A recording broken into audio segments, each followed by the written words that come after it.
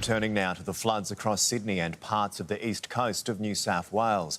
Dozens of people have been rescued from floodwaters, thousands have been told to evacuate, and as we just heard from our meteorologist Josh Holt, the worst could still be yet to come. So let's get some more details on the rescue side of things. Joining us now from State Emergency Services Headquarters is Incident Controller for New South Wales, Chief Superintendent Ashley Sullivan. Thank you for your time this morning. I know it's an incredibly fast-moving situation. How's it looking like at the moment? Yeah, so far the New South Wales SES has responded to nearly 3,500 requests for assistance, 400 of them received since Sunday evening. Unfortunately, about 113 flood rescues and 20 in the last 12 hours. We are very concerned about the predicted severe weather for the large part of New South Wales, ranging from the south coast, Illawarra, Blue Mountains, right out to Bathurst, Wellington, up into the Hunter Valley, but particularly the Sydney Basin. The Hawkesbury Nepean and the Georges River systems, as we've seen, are in significant flooding, potentially more significant than what we've seen in the last few years. We have issued over 70 evacuation orders and 66 evacuation warnings. That means we've asked large parts of the communities that are at risk to evacuate already, and we've put on notice large parts of the communities that are potentially required to evacuate in the coming days.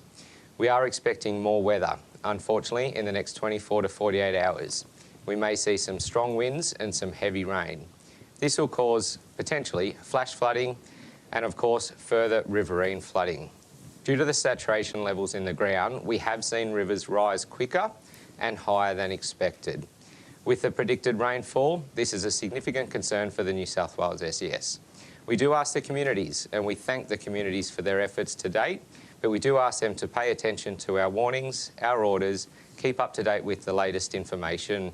If you need emergency assistance, contact the New South Wales SES on 132 500 or 000 in emergencies. Communities, we understand the communities, it's school holidays. People want to travel, people want to get out and about, but we are asking you to reconsider. The next 24 to 48 hours are critical. If you don't need to be out on the road, if you don't need to be travelling, bunker down at home. Obviously, if you're under evacuation order, please leave. If you're under evacuation warning and you wish to leave, we encourage that. Leave early is the best strategy. Go to friends and family. If you do require emergency accommodation, there are a number of evacuation centres established to support those that need assistance during this emergency response. Superintendent Sullivan, as you said there, I mean, we've seen rain for so much of this year already and the rivers are rising faster than expected. Are you finding that's catching people out? I mean, as we heard from one of your members earlier in the bulletin, no two floods are the same here. So you're finding people being caught out by the speed at which these rivers are rising? Yeah, most definitely. I mean, this is a surprise.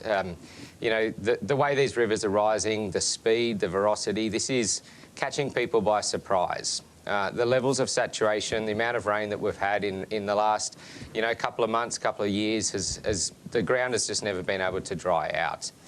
This is changing the dynamic of the flood. It's flooding in areas that may not have flooded before. The rivers are certainly rising faster than what was predicted by the Bureau and faster than what we expected.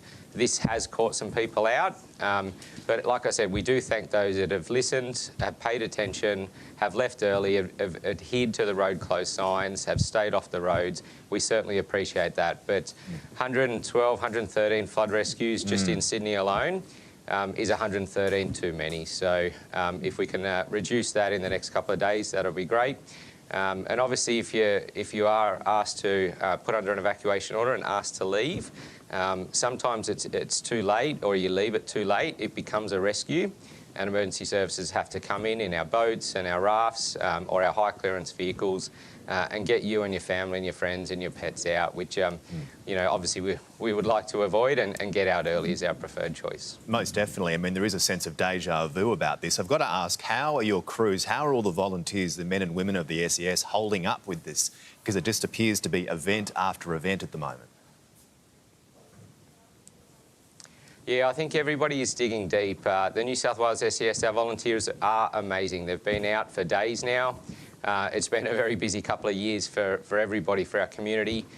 We're well supported by our partners in our emergency services and New South Wales government agencies supporting us during this operational response, and will be for some time.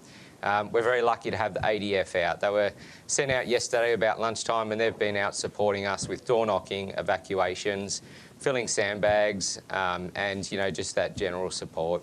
We've also seen the community dig deep. We've been able to put some sand and some sandbags and shovels out in different areas, and it's great to see the community members, the spontaneous volunteers, get out there and help each other out in times like these. Like I said, the next 24 to 48 hours are critical in terms of the rain that's going to fall, the potential predicted strong winds. But obviously those rivers are going to continue to rise for the next 3 to 4 days. So be vigilant, pay attention, keep up to date on the SES website. Contact the New South Wales SES if you do have any questions or require emergency assistance, 132 500, or like I said, 000 in life critical emergencies. SES Incident Controller for New South Wales, Chief Superintendent Ashley Sullivan, we thank you for your time this morning and all your work, and of course all the men and women of the SES and ADF as well. Thanks for your time.